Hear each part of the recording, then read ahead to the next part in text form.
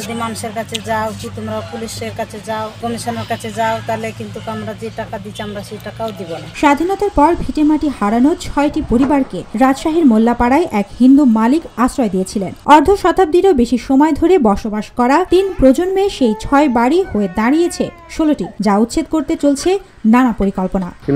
সেটাও জানেনি আপনারা যে এতদিন বাস করলেন, কোনো জায়গায় জমি কিনেছেন, কি ভালো কি মন্দ, আমি তো জমি কিনলাম, তাহলে ওনার একটা দরকার ছিল আমাদেরকে জানার, যদি তোমরা যদি পারো তাহলে তোমরা নিলাও, কথাটা জানতে পারতো, নিজেতে চলে যাচ্ছেন, কি করবো।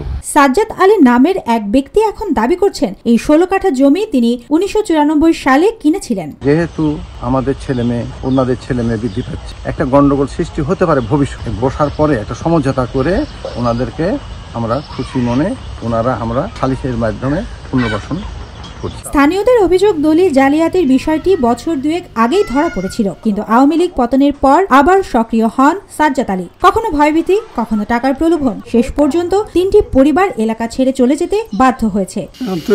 লোক বলছে আমার জমি, একদিন ওই জমি হয়নি, হাসিনা ছিল ওই জমি হয়নি, বুঝলি, হাসিনা ছিল জমি, আমরা তো হিন্দু বুঝতে পারতাম, আমরা এখানে 16 হয়েছি। আপাতত পুলিশের উপস্থিতিতে উচ্ছেদ বন্ধ হয়েছে। পুলিশ জানিয়েছে জমির কাগজপত্র যাচাই না হওয়া পর্যন্ত পরিবারগুলো এখানেই থাকবে। আমার শ্বশুর শাশুড়ি এখানে ছিল, বসবাস করেছিল, ওরাই বলতে পারবে, ওরা তো কাগজপত্রও নাই জমির, যে আমরা কোন জায়গাতে যাই আমরা দাঁড়াবো। কেন 5টা ফ্যামিলি ছিল, 5টা ফ্যামিলিকে 30 লাখ টাকা দিয়েছে। তবে সাজ্জাদ আলী এখনো নিজের মালিকানার দাবি করছেন, বলছেন তিনি ক্ষতিপূরণ দিয়ে জায়গা দখল নিচ্ছেন। এখন প্রশ্ন হলো, পাহাড়িয়া সম্প্রদায়ের এই মানুষগুলো কি জন্মভূমি হারাবে, নাকি দীর্ঘদিনের এই বিরোধের সঠিক সমাধান মিলবে?